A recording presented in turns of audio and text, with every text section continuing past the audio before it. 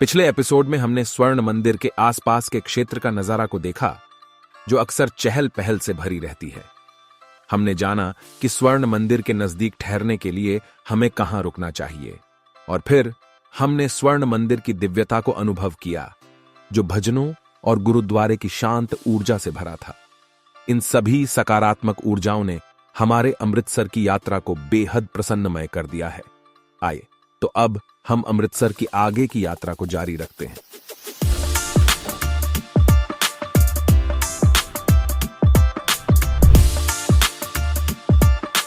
तो आज हमारी आइटिनरी में 2 जगह हैं जिन्हें हमें देखना है, पार्टीशन म्यूजियम और जलियांवाला बाग। हमें ऑलरेडी बहुत देर हो गई है क्योंकि हम देर से उठे हैं, क्योंकि सुबह मंदिर से लौटकर हम सोने गए थे। हमें मालूम पड़ा कि म्यूज़ियम जल्दी बंद होती है, लगभग 5 बजे तक, मगर जलियांवाला बाग शाम के 7 बजे तक खुली रहती है, क्योंकि हर दिन सनडाउन के बाद वहाँ एक लाइट शो होता है। तो हमने डिसाइड किया कि पहले हम म्यूज़ियम को एक्सप्लोर करेंगे और अगर टाइम बचा तो हम जलियांवाला बाग भी देख लेंगे, या फिर उसे कल के लिए छोड़ देंगे। देखते हैं। म्यूजियम के नियमों का आदर और पालन करते हुए हमने म्यूजियम के अंदर शूट नहीं किया। हालांकि हम आपको इस म्यूजियम को देखने की रेकमेंड जरूर करते हैं। यह म्यूजियम भारत पाक विभाजन के समय के प्रमुख ऐतिहासिक घटनाओं को अपनी जीवंत गतिविधियों के माध्यम से दर्शाता है और हमारे स्वतंत्रता सेनानियों द्वारा दी गई बलिदानों को बयां करता है। अंदर न सही, चलिए हम आपको म्यूजियम के बाहर का एक नजारा दिखाते हैं।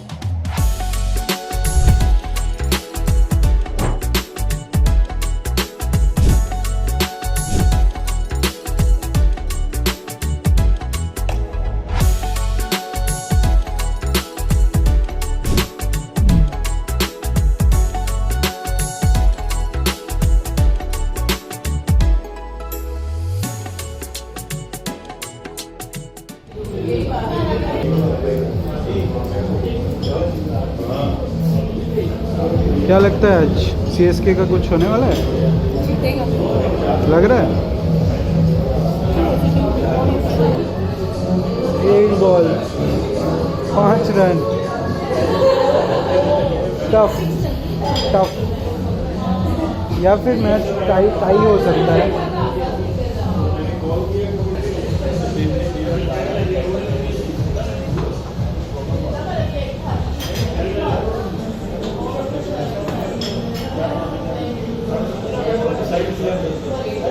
हार गया।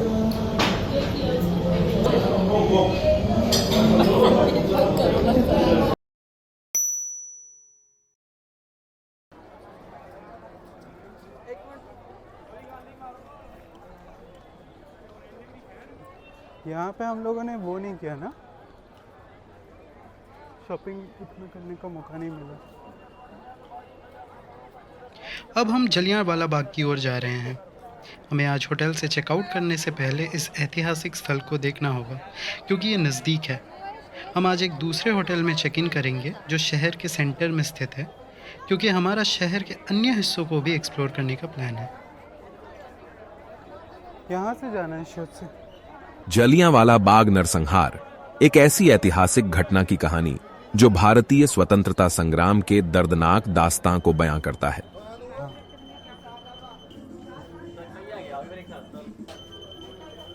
ये छोटा सा गेट। जलियांवाला बाग की दीवारों पर आज भी उन शहीदों की साख बाकी है जो अपनी स्वतंत्रता के लिए अपनी जान की कुर्बानी दे गए।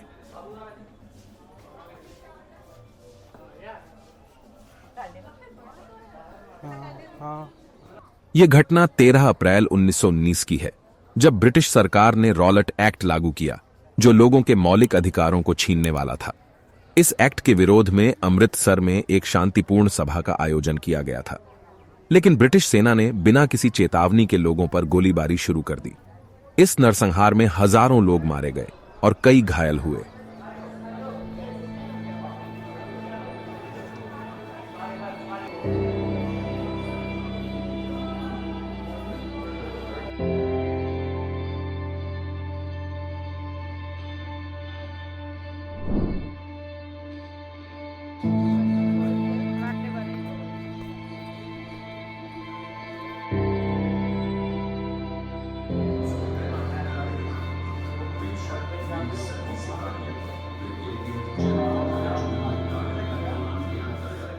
जलियांवाला बाग में एक कुआं है जिसे द वेल ऑफ मार्टर्स यानी शहीदों का कुआं कहा जाता है। जब जनरल डायर के आदेश पर उनके सैनिकों ने यहां लोगों पर अंधाधुंध गोलियां चलाईं, तब कुछ लोग अपनी जान बचाने की कोशिश में इस कुएं में कूद गए, लेकिन कुआं बहुत गहरा होने के कारण उन्हें अपनी जान गंवानी पड़ी। आज भी इस कुएं में फूल चढ़ाए जाते हैं और श्रद्धांजलि अर्पित की जाती है।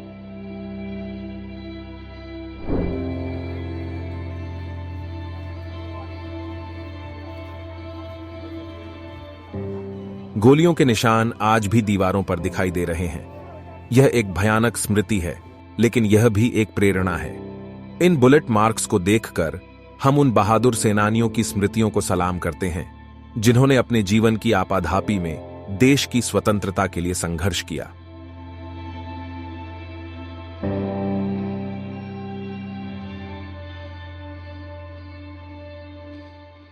यहां स्वतंत्रता सेनानियों के योगदान के सम्मान में एक गैलरी भी है।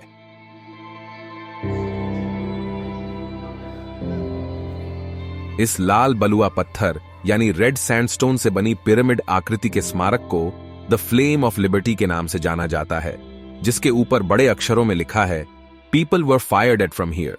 यह वही स्थान है जहां से ब्रिटिश सैनिकों ने बिना हथियार के प्रदर्शनकारियों पर गोलियां चलाई थीं।